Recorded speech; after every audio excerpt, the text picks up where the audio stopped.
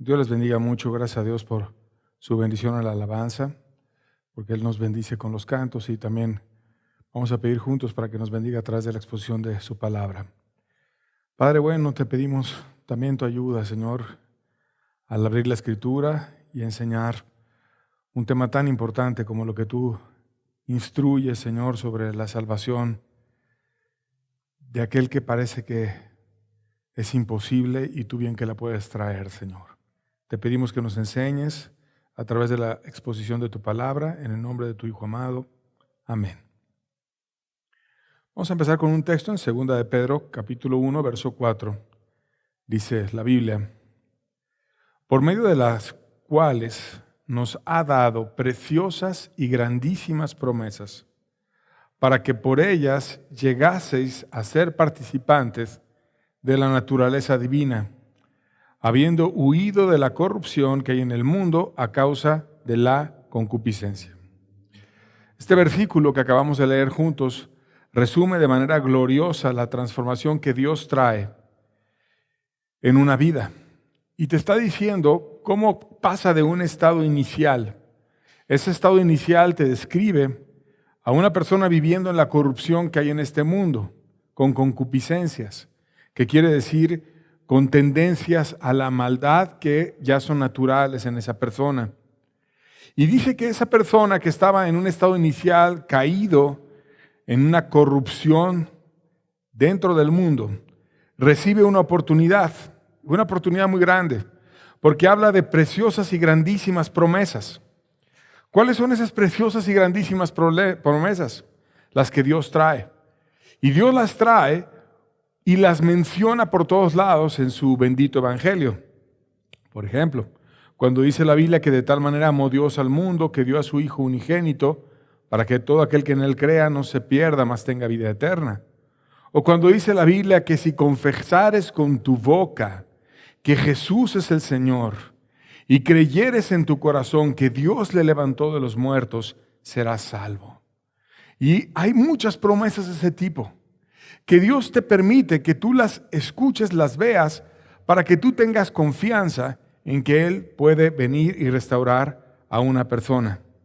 ¿Y cuál es el resultado de todo eso? Bueno, también el versículo lo menciona, dice: llegasteis a ser participantes de la naturaleza divina.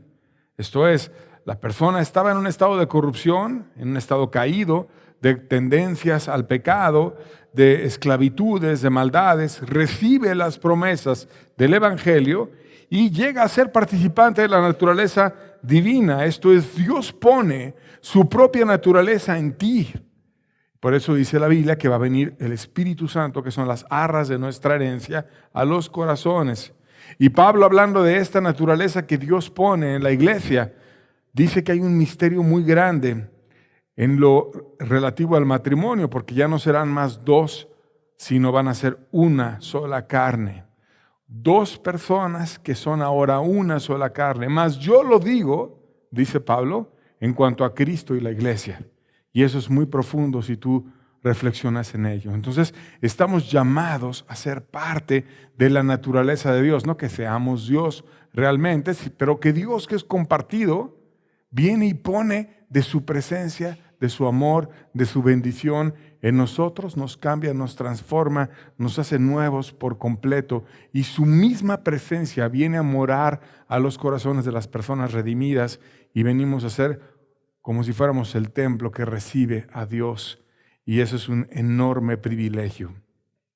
Hablando sobre cómo Dios puede cambiar a una persona de ese estado de corrupción, de concupiscencia, de desvío, de maldad.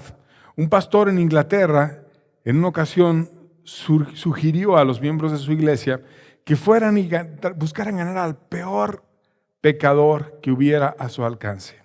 Y entonces lanzó el reto y 6 personas de la congregación dijeron: yo voy a tomar el reto y voy a buscar al peor pecador.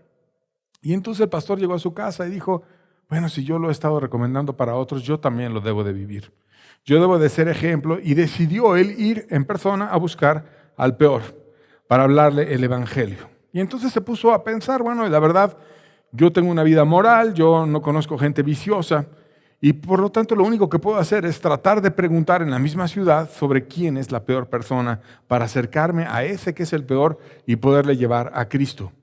Entonces se acercó a un individuo en la calle de mal aspecto que estaba parado en una esquina y le dijo, oiga, disculpe, ¿usted podría indicarme quién es el peor individuo de este barrio? ¿Quién es la peor? No hay problema. Yo con mucho gusto le digo, le contestó el hombre, lo hallarán en la casa número 7 de esta misma calle.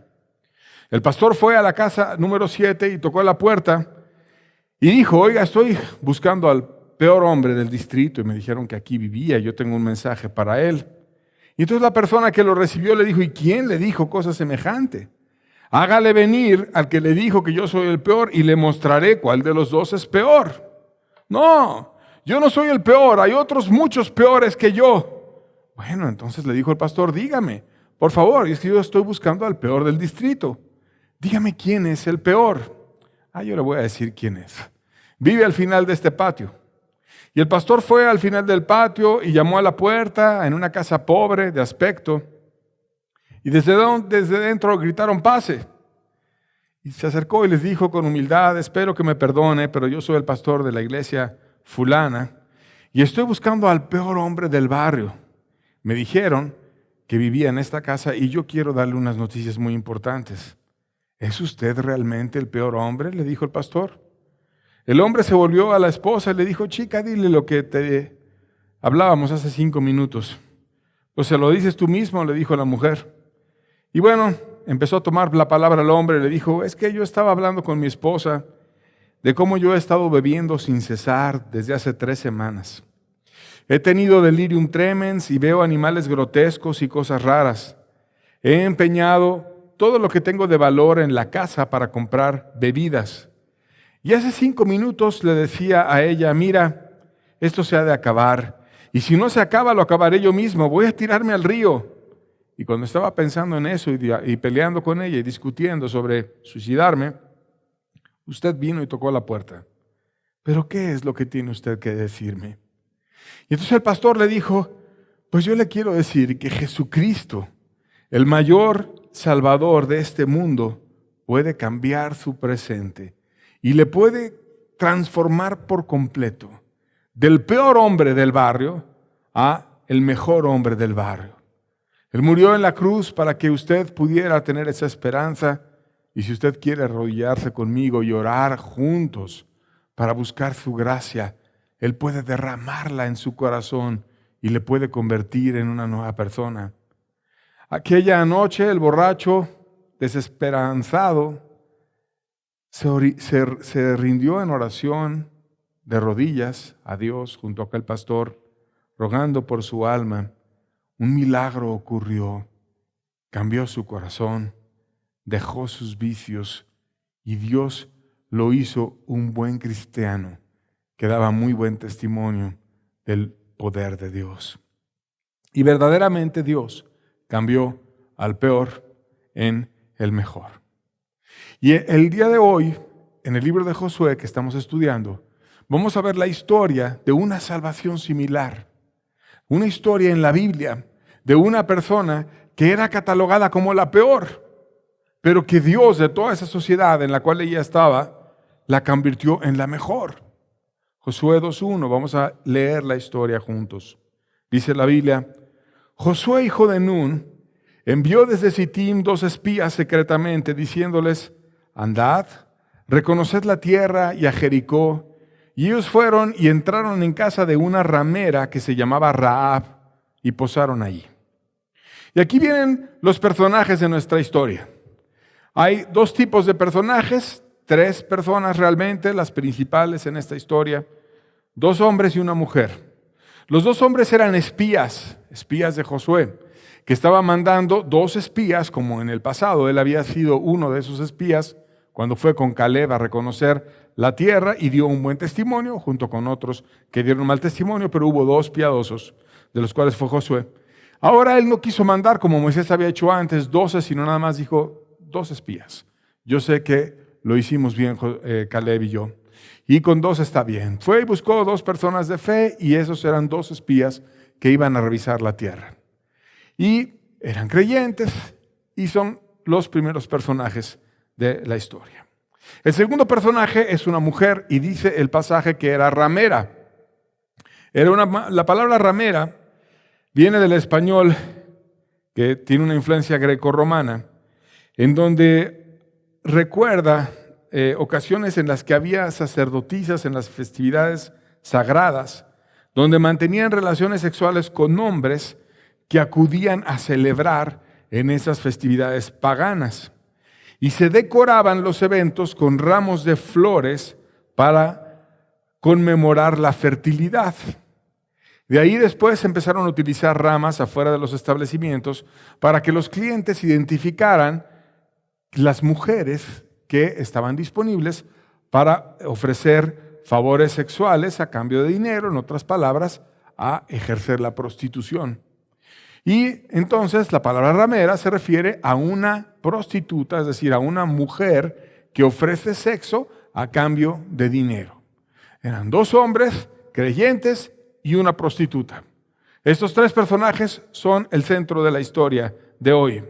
Y veremos cómo la Biblia enseña grandes verdades a través de esta historia. Pero antes quisiera explicar cómo es que se veía esa situación de una mujer que ejerciera la prostitución. ¿Qué decía la Biblia al respecto? Bueno, Levítico 19:29, vamos a leer un pasaje que dice: no contaminarás a tu hija haciéndola fornicar, para que no se prostituya la tierra y se llene de maldad. O sea, la Biblia estaba mandando a los padres que no contaminaran a sus hijas, que no las hicieran fornicar, porque a veces así empieza. Empieza con una fornicación y después puede avanzar la persona hacia una prostitución.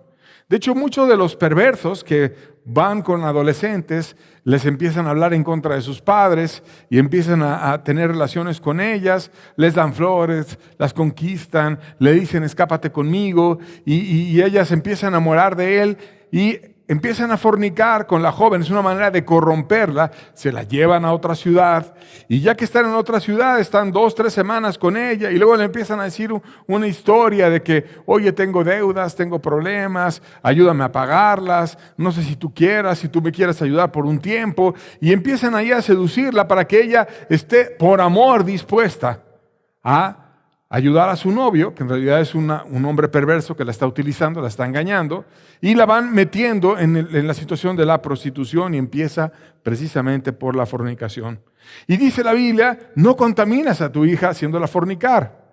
¿Cuántas veces los mismos padres son los que permiten y ayudan a que sus hijas participen en todo ese tipo de situaciones? Hay países donde los padres llevan a sus hijas pequeñas, las venden a lugares aberrantes, donde terminan usándolas como esclavas sexuales, e incluso los padres van y reciben paga de esos perversos.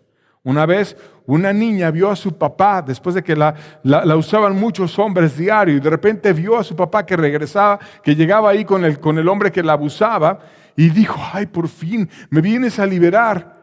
Y entonces el papá le dijo, no, quédate a ti un tiempo más, porque todavía tengo muchas deudas, y por favor, y nada más iba a cobrar el dinero que le daban por su hija. Y es espantoso cuando te pones a estudiar el tema, lo que pasa en nuestros días.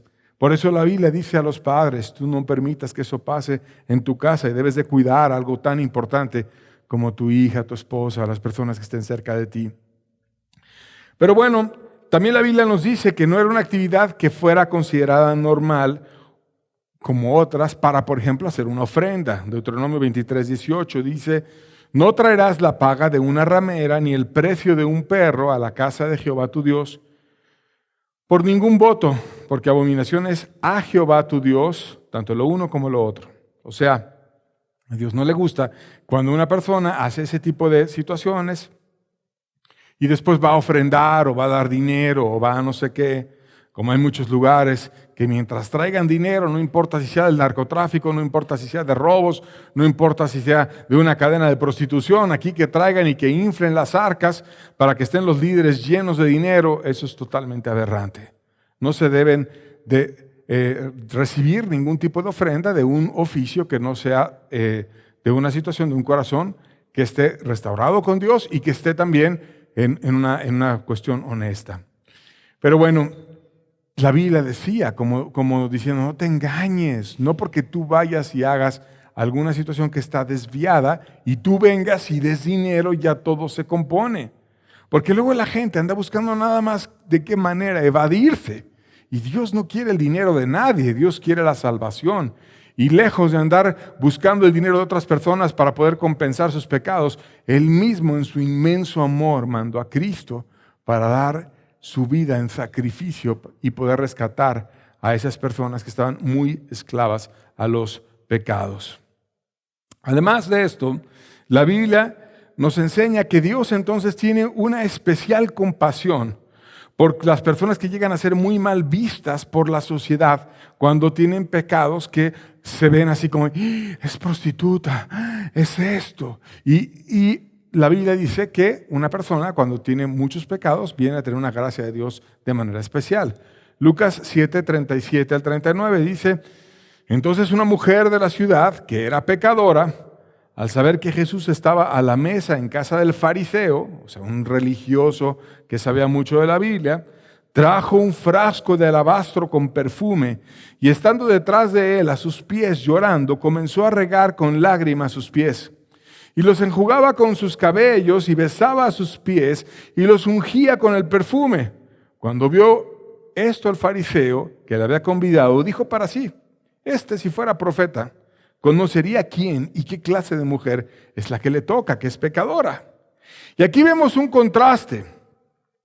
Un religioso, súper religioso, fariseo, que conocía las leyes, que se las sabía todas, que tenía mucho entendimiento y demás, estaba a la mesa con Jesús comiendo. Pero una mujer pecadora, que esa mujer tuvo una revelación del sacrificio que iba a hacer Jesús por ella. Y tuvo tanto amor por él que no pudo expresar de otra manera, no tenía versículos bíblicos, no tenía muchas cosas. Lo único que pudo hacer es postrarse a sus pies, adorarlo, amarlo y derramar su corazón. Pero el religioso decía, si fuera profeta, si Dios estuviera en él, si Dios le hablara y le mostrara cómo estaba el corazón de las otras personas, sabría que esa mujer es pecadora, la que le toca es pecadora, está mal. Y no dice que fuera exactamente una prostituta, pero era una mujer pecadora conocida. Probablemente lo era o no. Pero el caso es que tenía pecados abiertos que el fariseo conocía. ¿Qué dijo Jesús de esa historia? Verso 47 dice, por lo cual te digo que sus muchos pecados le son perdonados porque amó mucho. Mas aquel a quien se le perdona poco, poco ama. Eso le dijo Jesús al fariseo. La persona que salió de esa reunión restaurada fue esa mujer pecadora, que estuvo dispuesta a entregar su corazón y amar a Dios con todo su ser. Pero el fariseo, el conocedor, el religioso, no salió restaurado y salió con una instrucción solamente. Ella amó mucho porque reconocía mucho sus pecados. Y tú apenas alcanzarías a intentar un poco de amor porque no has visto tus pecados. Mas ¿quién será aquel que tenga pocos pecados? Te digo yo. Sino más bien todo ser humano, cuando se pone a ver sus propios pecados, encuentra que hay muchas cosas que te separan de Dios. Y por eso el que se salva es el que es humilde. Y las personas cuando están en grandes pecados, no andan de hipócritas. No andan de soberbios, escondiendo la apariencia y diciendo que están muy bien, como si hacen los religiosos. Porque al religioso el pecado que le fascina es la soberbia. Por eso Dios a la iglesia soberbia de la Odisea le denuncia precisamente la soberbia. Porque tú dices, yo soy rico y me he enriquecido y de ninguna cosa tengo necesidad. Pero no te das cuenta que eres miserable, pobre, ciego y desnudo. No tienes celo, no tienes amor, ya no estoy yo adentro. Es una iglesia que sacó al novio, es una novia sin novio, eso no tiene sentido. Una iglesia sin Cristo no tiene propósito. Es como un palacio sin rey. ¿Para qué quieres un palacio sin rey? Es solamente una estructura por fuera, pero muerta por dentro, porque no está lo más valioso, que es Cristo. Están las formas, están los ritos, está la soberbia. Y cuando está la soberbia, como a la persona le gusta inflarse mucho y presentarse como algo muy importante a la iglesia, hay otro pecado ligado que es la hipocresía. Les gusta aparentar que son lo que no son. Son actores profesionales. Y entonces no pueden, como esa mujer que era pecadora, ponerse a los pies de Cristo a rogar por su salvación. Porque ¿cómo? Yo que soy esto, yo que soy lo otro, me voy a poner a rogar por mi salvación. Y entonces su soberbia es su perdición. Y no pueden reconocer por causa de su soberbia que necesitan médico. Y por lo tanto, el médico no viene a ellos, porque el Cristo precioso viene a los humildes y no a los que se creen sanos. El médico viene a los enfermos, no a los sanos. Por eso es que una persona, aunque sea muy pecadora, se salva más fácil que un religioso hipócrita, soberbio, como los de la iglesia de la Odisea. Josué 2, versos 2 y 3, seguimos leyendo, dice: y fue dado aviso al rey de Jericó, diciendo: he aquí que hombres de los hijos de Israel han venido aquí esta noche para espiar la tierra. Y entonces el rey de Jericó envió a decir a Rahab: saca a los hombres que han venido a ti y han entrado a tu casa, porque han venido para espiar toda la tierra. Fíjate cómo ellos iban definitivamente a espiar. Y se metieron no en un hotel, fueron a una casa de una prostituta que era la que estaba disponible. No llegaron a la fuerza después, cuando la gente lista que estaba ahí viendo, dijeron: no, estos son espías, estos salieron de allá de donde venían los de Israel, le dijeron al rey: allá andan dos que nada más andan espiando, y puede ser que vengan a conquistarnos después y estén metiéndonos en problemas. Y entonces le avisaron al rey. Y el rey tenía una cierta relación con Rahab, porque respetan la casa de Rahab. No van y se meten diciendo: soy el ejército y aquí me sacas a aquellos dos, sino le manda decir el rey a Rahab: saca a esas personas porque son espías. Imagínate la oportunidad que ella tenía como una persona que finalmente cambiaba su cuerpo por dinero. Ahora el rey le estaba pidiendo un favor: saca a esos dos. Y si estás dispuesta a cambiar tu cuerpo por dinero, pues cuánto más, si eres una persona inconversa, cambiar el de otras dos personas con tal de quedar bien con el rey. El rey está interesado en un favorcito que te manda a pedir, quiere que saques a estos hombres, y estaba acostumbrado a buscar beneficios e intercambios a cambio de sexo. Y finalmente vamos a ver lo que ella hizo.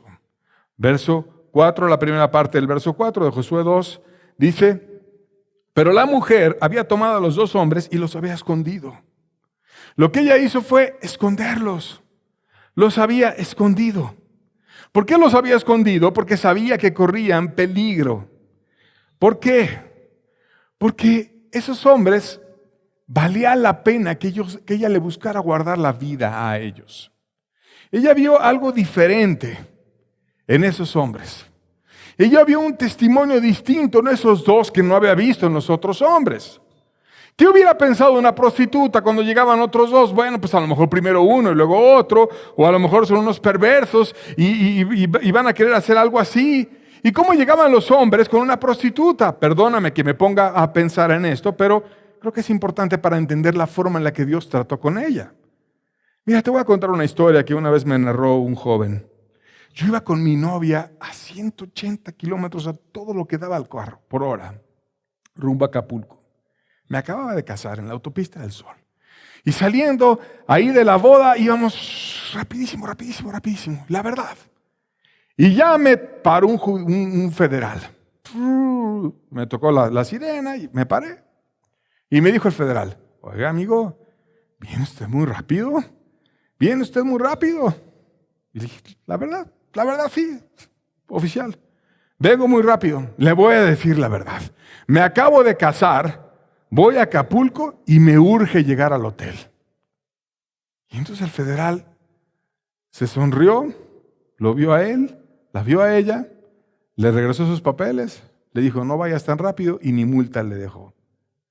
Porque sabe cómo son los hombres cuando están en una situación así, en una esclavitud a la carne, y dice: ya, lo que le urge es llegar al hotel. Y muchos de esos había visto Rahab, que llegaban con ella, que le tocaban, y que cuando tenían la oportunidad y estaban ya en el cuarto a solas, pues iban solamente a lo que iban, que es a fornicar y a sacar todos sus deseos e instintos carnales. No te espantes de que yo hable cosas así. La Biblia habla cosas así. Por ejemplo, dice que Judá, cuando estaba en una situación de inconversión, tomó a Tamar, que la confundió con una ramera, y la vio ahí y se apartó con ella y le dijo y empezó a negociar: ¿cuánto me das porque yo pueda estar contigo? Etcétera. También la Biblia habla de Sansón, que llegó a Gaza y que luego buscó una prostituta que estaba en Gaza y andaba viendo cómo estar con ella. Y nos dice del hijo pródigo, que el mismo Señor Jesucristo habló de él, que malgastó sus bienes con rameras. Entonces la Biblia habla de eso, no te espantes de que hable de eso. Y Rahab sabía de eso, se dedicaba a eso. Y de repente llegan dos hombres y dijo: bueno, pues paga doble. Y les dice: cierra la puerta. Se esperaba ya que empezara lo que solía empezar. Y no le piden sexo, le piden hospedaje, le hablan con respeto, le ofrecen pagar el hospedaje. Y estos hombres son totalmente diferentes. Vienen de otro lugar. Y normalmente cuando la gente va a otro lugar, hasta más degradación tiene. Y luego hasta sus frasecitas inventan. No, lo que pasó en Brasil se queda en Brasil y ya nadie sabe, nadie supo, nadie cuenta de regreso a México lo que pasó. Y hay como pactos entre hombres y todas las cosas que pasan se guardan unos con otros. Imagínate si fueran dos personas inconversas, ¿no? Lo que pasó en Jericó se queda en Jericó. Y tú no dices, yo no digo, y ya, total, vamos a llegar a conquistar ese lugar. ¿Quién va a saber si todos van a terminar siendo conquistados y van a perder esta tierra? Pero esos hombres tenían un pacto con el Dios del cielo. Esos hombres no eran hombres paganos, no eran hombres sin dominio propio, no eran hombres desesperados por llegar a fornicar. Su comportamiento, comparado con los demás hombres que había visto Rahab, era atípico. No era como muchos perversos que salen de viaje, luego van al cabaret, van ahí al table dance, luego andan haciendo maldad y media, y al día siguiente en la oficina o en la línea de ensamble o en donde sea, andan compartiéndose las fotos unos con otros de lo que hicieron. Y las mujeres no saben ni en dónde andan sus fotos después, y todo el mundo las andan viendo. No, no era así. Eran dos personas santas que llegan y dicen: te quiero pagar, danos hospedaje. Y ella seguramente se ofreció como lo hacía con todo mundo, pero los ve diferentes. No, esos hombres no son como los de allá, son totalmente diferentes. Y entonces ella conocía el ambiente y percibe el miedo de los que venían de parte del rey. Y cuando le dicen: saca a estos espías, pues dice: a mí me interesa más quedar bien con esos dos que no fueron como todos los hombres de Jericó, hipócritas, que vienen conmigo y luego andan con su esposa de la mano, y yo sé que andaban engañando a la esposa, y lo sé perfectamente. Sino que tienen algo diferente que los cambió a ellos, y yo anhelo eso. Y por eso, aunque el rey venga y me ofrezca, los escondo. ¿Qué más hizo ella? Verso 4, la segunda parte, al verso 7, leemos la historia. Dice: y dijo: es verdad que unos hombres vinieron a mí, pero no supe de dónde eran. Y cuando se iba a cerrar la puerta, siendo ya oscuro, esos hombres se salieron, y no sé a dónde han ido. Seguidlos a prisa y los alcanzaréis. Mas ella los había hecho subir al terrado y los había escondido entre manojos de lino que tenía puestos en el terrado. Y los hombres fueron tras ellos por el camino del Jordán hasta los vados, y la puerta fue cerrada después que salieron sus perseguidores. Ella, cuando estaba haciendo esto, subir a los israelitas al terrado y decirles a los enviados del rey: ya se fueron, vayan y alcáncenlos, y les da una información falsa para engañarlos, quitárselos de encima y poder hablar con esos invitados que tenía ella en el terrado.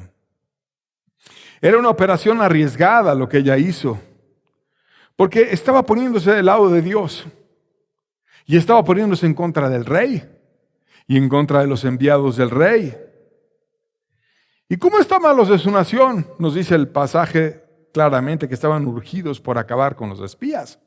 Querían matarlos, porque era una manera de mandarles un mensaje a los israelitas. Mandaste a 2 personas y murieron, no mandes a más. Querían matarlos.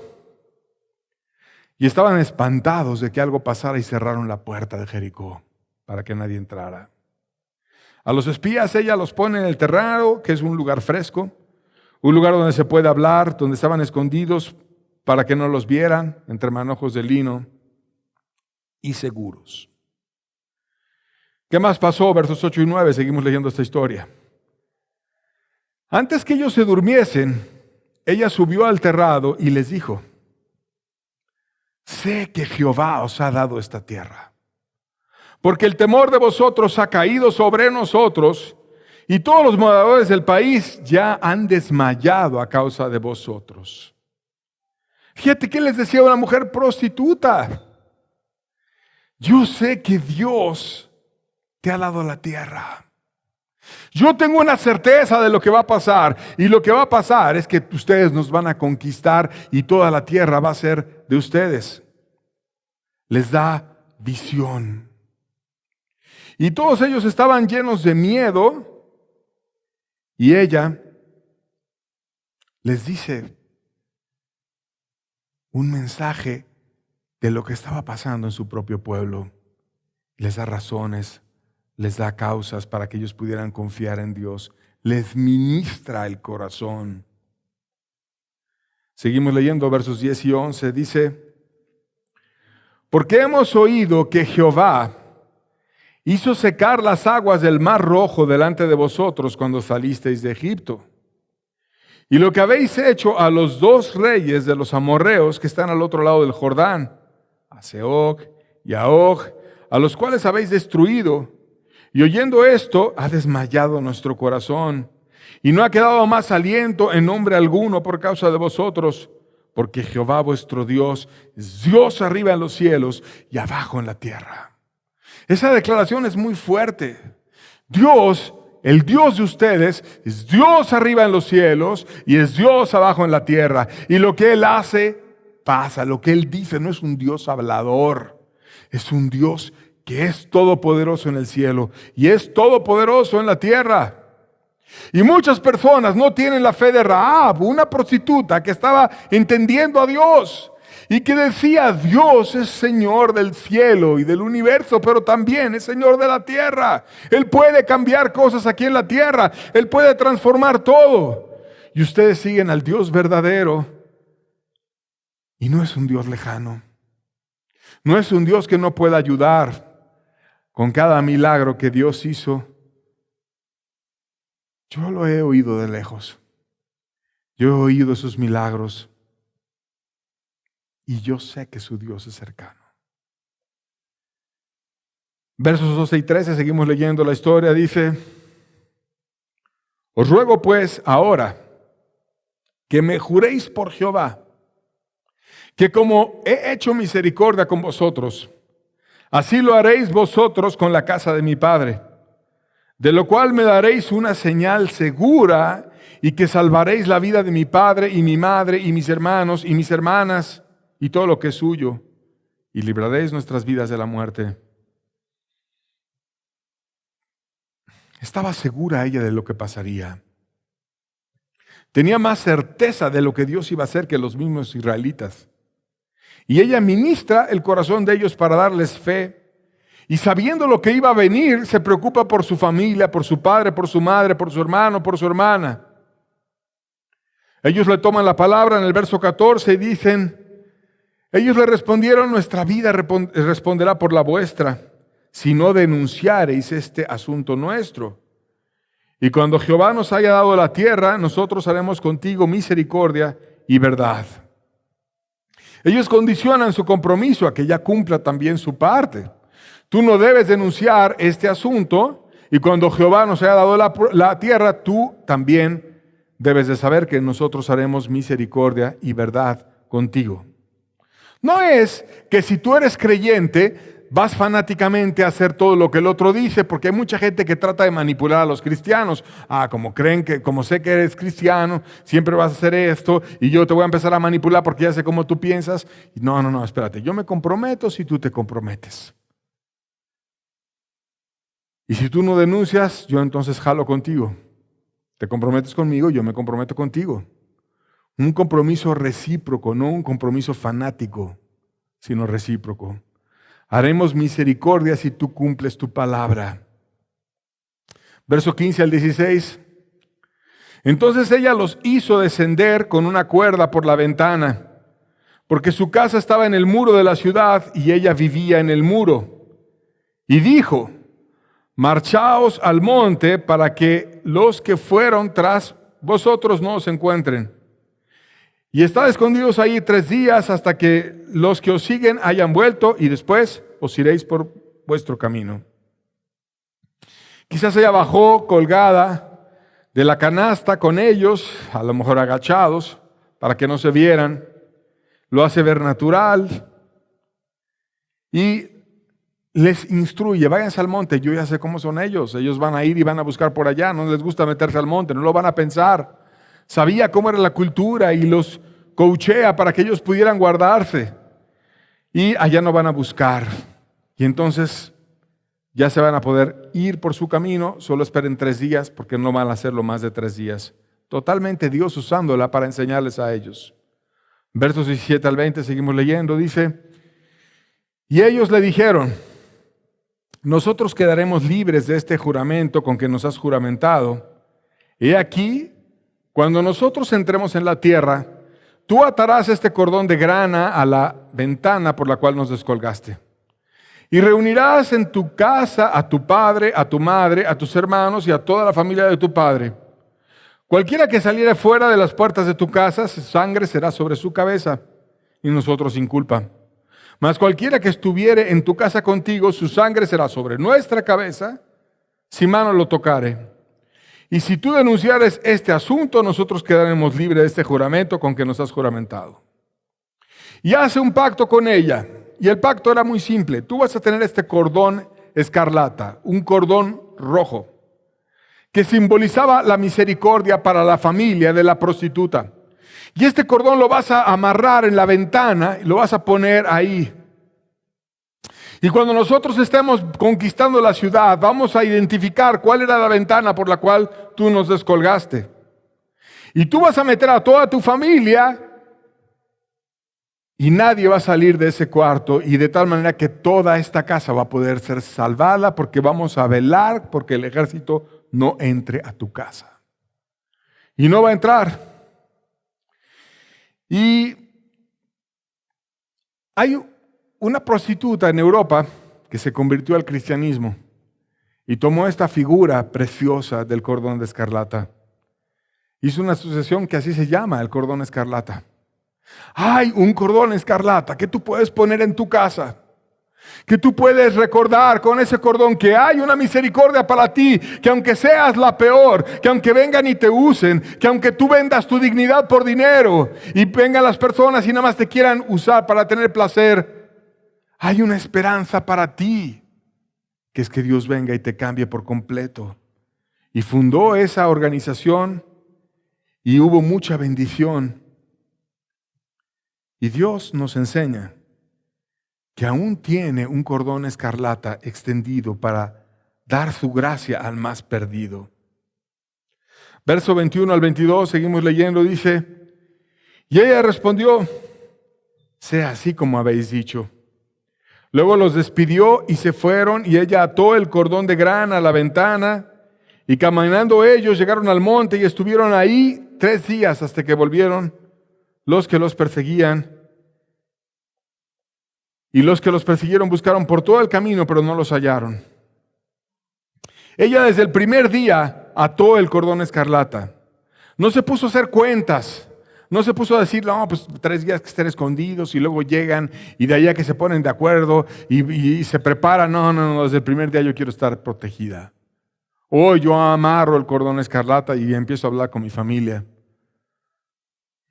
y a tener un liderazgo para que ellos puedan venir hacia acá.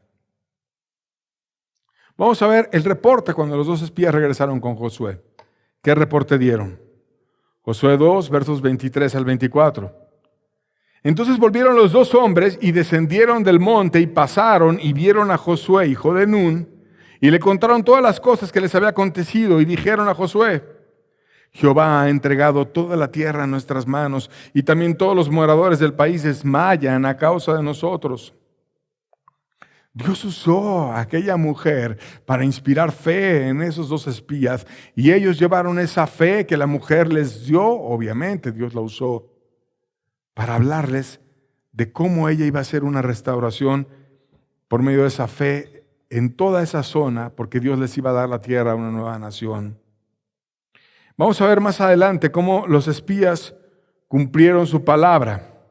Josué 6, versos 22 al 23. Mas Josué dijo a los dos hombres que habían reconocido la tierra: entrad en casa de la mujer ramera y haced salir de ahí a la mujer y a todo lo que fuere suyo, como lo jurasteis. Y los espías entraron y sacaron a Rahab, a su padre, a su madre, a sus hermanos y a todo lo que era suyo, y también sacaron a toda su parentela y pusieron fuera del campamento de Israel. Esa mujer fue salvada. La pusieron fuera de Israel, pero no se conformó con esto. Porque algo habló ella que Josué cambió su opinión y la regresó al campamento. Verso 25 dice: mas Josué salvó la vida de Rahab la ramera y a la casa de su padre y a todo lo que ella tenía, y habitó entre los israelitas hasta hoy, por cuanto escondió a los mensajeros que Josué había enviado a reconocer a Jericó. O sea, no quiero quedarme afuera del campamento, no quiero estar afuera, yo quiero tener esa fe que ustedes tienen, yo quiero tener esa moralidad que ustedes tienen, yo quiero, como esos hombres con su ejemplo me predicaron, como llegaron a mi casa y no llegaron como todos los demás en carnalidad y en pecado a buscar por sus instintos, sino que vieron por mí, guardaron mi dignidad, me trataron con respeto. Yo quiero eso que ellos tenían. Y muchos teólogos dicen que esos dos ganaron la batalla de Jericó por su carácter, por su forma de comportarse santamente y no andar ahí aprovechando cualquier oportunidad para la carne. Y Rahab fue ganada por el testimonio de dos hombres que la trataron con respeto y no llenos de lujuria. Y se hizo parte del pueblo. La Biblia nos habla más adelante de que Dios utilizó de una manera especial a Rahab para dar testimonio al mundo entero.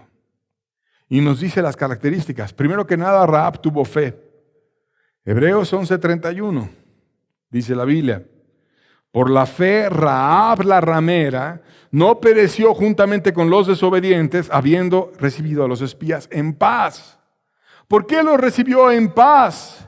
Porque sabía que Dios estaba con ellos y que era más importante quedar con Dios bien que con el rey de Jericó. Y los recibió en paz. Y este libro de Hebreos 11, el capítulo 11, que es un capítulo dedicado a la fe, pone a personas excelentes en su trayectoria por esta tierra. Te pone a Abel, te pone a Enoch, que fue tan excelente en su trayectoria que Dios se lo llevó vivo al cielo. Te pone a Noé, que tuvo una trayectoria excelente. Abraham, a Isaac, a Jacob, a Sara, a José, a Moisés. Y dentro de todos esos héroes de la fe, sale una ramera convertida que era Rahab. Está ella como una de los héroes de la fe. De tal manera que más fe nos debe de dar, porque cuando dice Rahab la ramera no es por degradarla, sino es por recordar al lector que Dios hizo de esa mujer que era tenida por menos una excelente heroína de la fe. Porque muchos dicen, no, las mujeres, no, nada más los puros hombres. Pues ahí hay una mujer. Y una mujer que además era muy degradada según los prejuicios de la sociedad, pero que Dios la levantó muchísimo. Y que Dios usa a esa mujer como ejemplo de fe para toda la humanidad. Y la puso con los héroes de la fe. Además de eso, la Biblia dice que su fe la llevó a realizar acciones por las cuales arriesgó su vida. O sea, no fue una fe de nada más creo y ya, ¿no? Sino fue una fe que actuó. Santiago 2, versos 24 al 26 dice, vosotros veis, pues, que el hombre es justificado por las obras y no solamente por la fe. Asimismo también Rahab la ramera no fue justificada por las obras cuando recibió a los mensajeros y los envió por otro camino. Porque como el cuerpo sin espíritu está muerto, así también la fe sin obras es muerta. Una fe real, no una fe hipócrita, no una fe fingida, una fe real. ¿Por qué sabemos que era una fe real? Porque actuó, creyó, pero actuó, creyó y amó, se arriesgó. Una fe que fue y conquistó e hizo que los de su tierra fueran ignorados ante su mente y fueran cubiertos aquellos que Dios quería cubrir, que eran los espías. Y algo muy importante, Rahab inspiró a su descendencia a una búsqueda de corazón. Vamos a ver Mateo 1, versos 5 al 6, dice, Salmón engendró de Rahab a Boz, y Boz engendró de Ruth a Obed, y Obed a Isaí. Isaí engendró al rey David, y el rey David engendró a Salomón, de la que fue mujer de Urías. Nos está hablando el pasaje de Salmón, un hombre piadoso, que no vio el pasado de Rahab, sino que vio la fe de Rahab.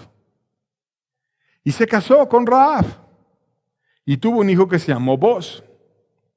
O sea, Salmón y Rahab dieron a luz a un hijo que se llamó Boz. Pero ese Boz vio algo interesante en su madre que dijo, lo que más importa es que de corazón esté convertida la persona. No importa que sea extranjera, porque mi madre era extranjera. Pero ella, siendo extranjera, vino y se volvió a los israelitas y amó a Dios con todo su ser. Y Dios la levantó y la restauró y la bendijo mucho. Y entonces,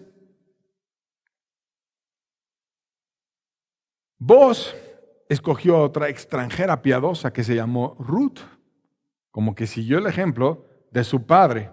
A mí lo que me importa es que de corazón sea convertida, porque yo vi que mi madre de corazón era convertida.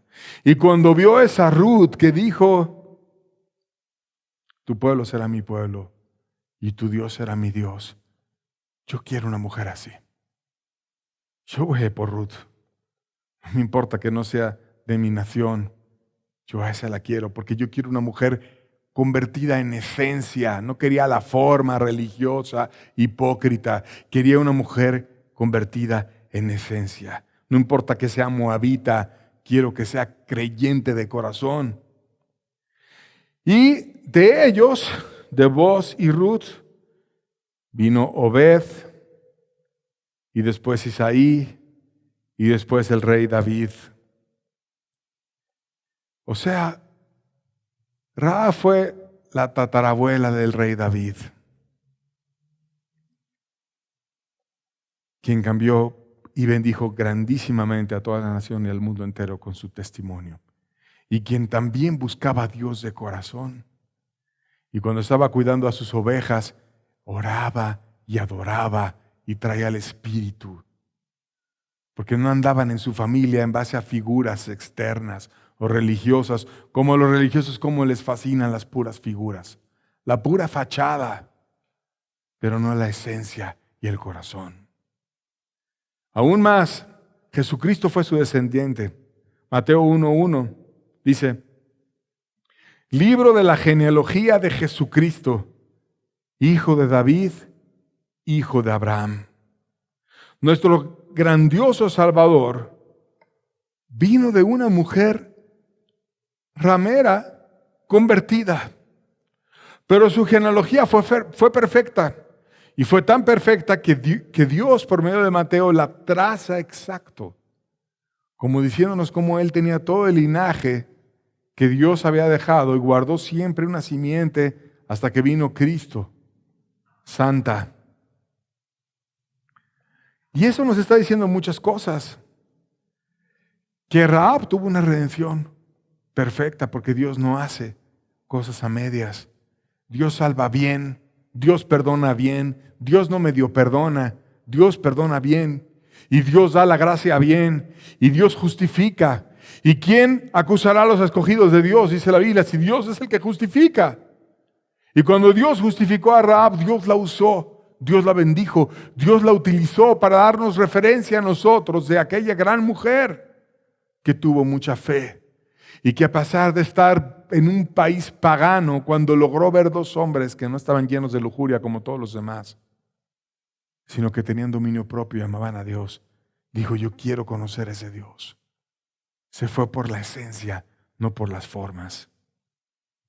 Jesucristo enseñó después que los peores pecadores, como aquella mujer Rahab, que a los ojos de la sociedad, muchas veces mojigata o hipócrita, dicen, es prostituta, ¿cómo puede ser? Pues esas mujeres van delante al cielo que muchos religiosos hipócritas. Mateo 21, versos 31 al 32 dice, ¿cuál de los dos hizo la voluntad de su padre? Dijeron ellos, el primero.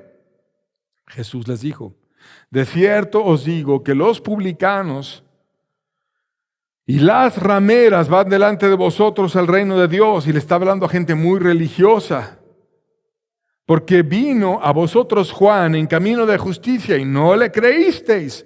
Mas los publicanos y las rameras le creyeron. Y vosotros viendo esto no os arrepentisteis después para creerle. Juan el Bautista vino a una nación dura, religiosa, y les predicó a todos. Y bautizaba a la gente cuando se arrepentía, confesando sus pecados en un río. Y ahí van las rameras, confesaban sus pecados y encontraban la gracia y la justificación. Y los publicanos confesaban sus pecados y encontraban la gracia y la justificación.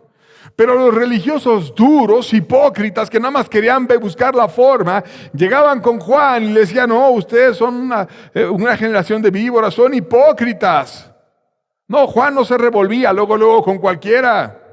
Era una persona que tenía celos, no era como el tibio de la Odisea, que todo es aceptado, todo está bien. Sin celo, no hace nunca nada. Pídele algo a un tibio, no, hombre, de aquí a que reacciona. De aquí a que se mueve, de aquí a que te da una cita, de aquí a que busca algo, no, hombre. Es lento para todo, porque no tiene celo, porque no le importan las cosas.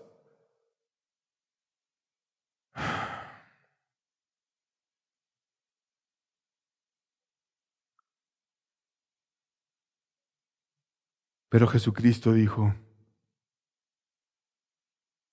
las rameras y los publicanos van antes. Son más fáciles de salvar. Y yo te digo, querido amigo que estás oyendo este mensaje, ten fe. Quizás has tenido muchos pecados, pero Dios te puede ayudar. Dios no hace acepción de personas. Dios te puede ayudar. Termino con un texto que es el mismo con el que abrí la enseñanza.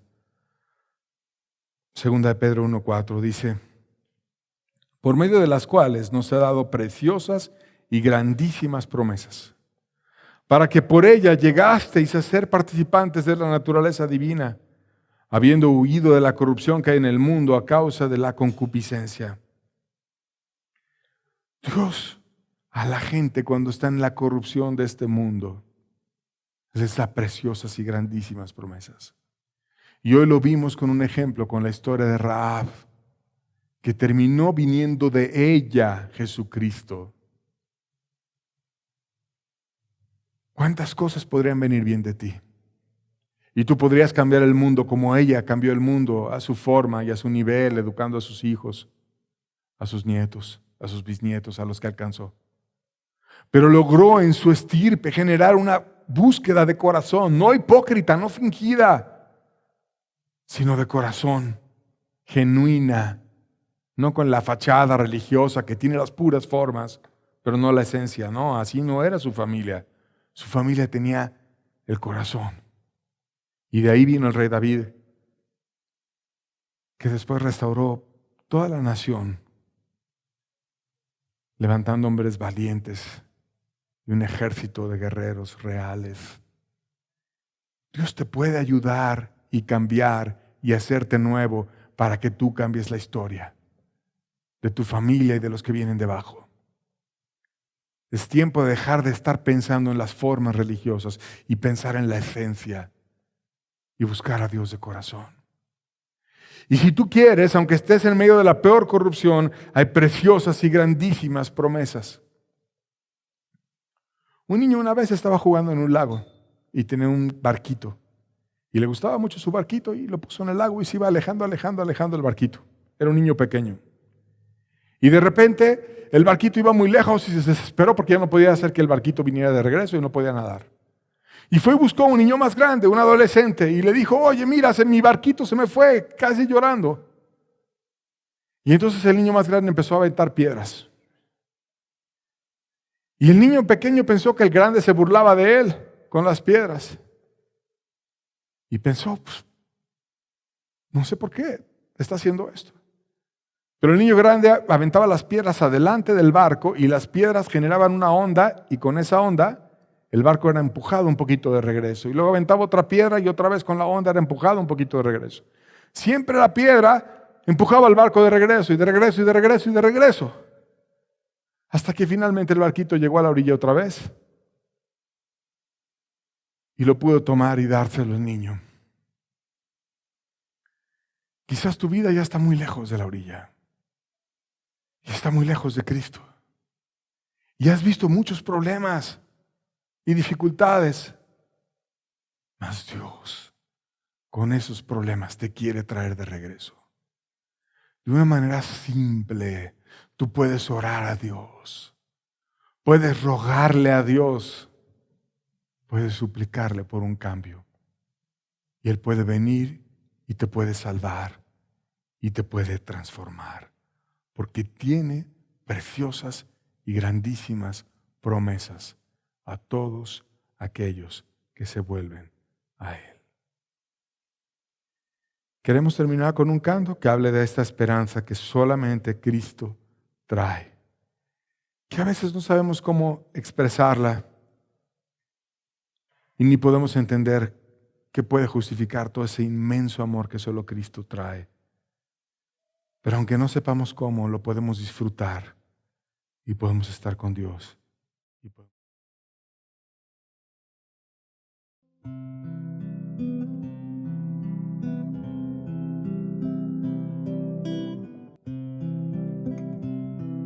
No sé cómo, pero tengo esperanza. No sé cómo, pero sé que soy feliz. He tratado tantas veces de encontrar una razón que justifique el porqué de tanto amor. No sé cómo, pero sé que soy distinto. No sé cómo, pero Él me transformó. Y no fue mi propio esfuerzo lo que me hizo ver la luz. Fue su sangre derramada en la cruz. Otra vez ante ti, en humilde oración. Ni siquiera me contestes, solo mírame, Señor. Ya no sé qué pensar, no sé cómo expresar el temor y el asombro que hay en mí. Todavía no lo sé, no me has dicho aún qué fue lo que viste en mí para quererme. Y es que no encuentro la razón de tanto amor derrochado. ¿Quién soy yo para que tú me hayas amado?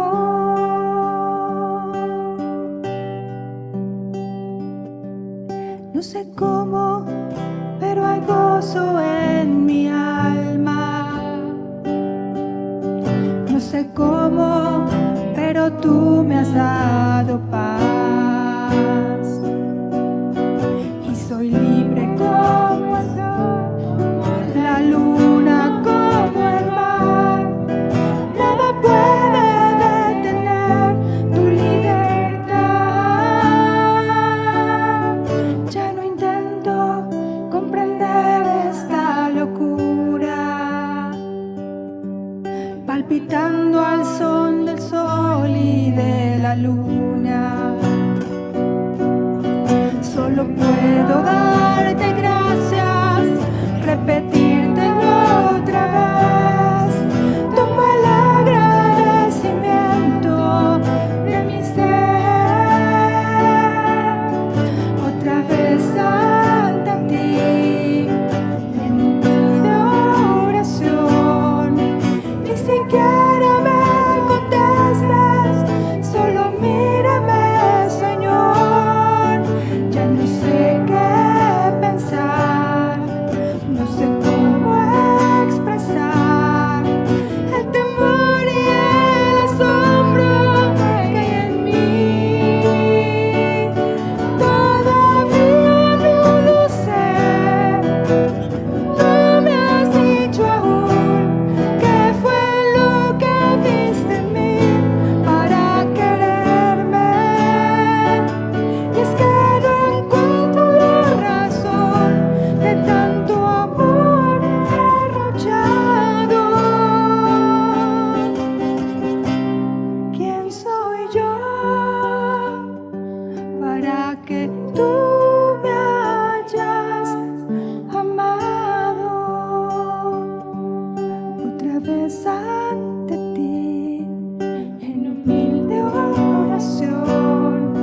Ni siquiera me contestes, solo mírame, Señor.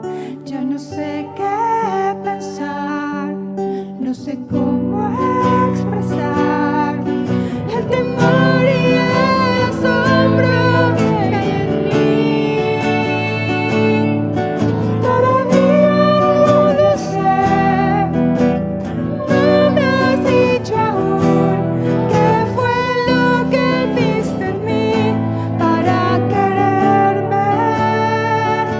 Y es que no encuentro la razón de tanto amor derrochado. ¿Quién soy yo para que tú me hayas amado?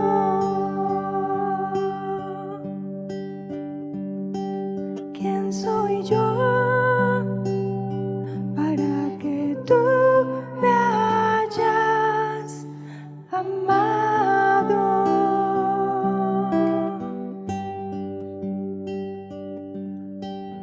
Cristo se especializa en casos difíciles. Y lo que parece imposible para el hombre, para Él es como nada. Todo lo que tú ves como imposible, cuando te dejas de ver tú y lo ves a Él, es totalmente posible. Él está lleno de poder y de gracia. Y su gracia es para el pecador arrepentido. Si este es tu caso, búscalo. El que viene a mí, yo no le echo fuera, dijo Él. Vas a encontrar su gracia. Con eso terminamos. Dios les bendiga. Nos vemos la siguiente semana para continuar estudiando juntos este hermoso libro. Que tengan buena tarde.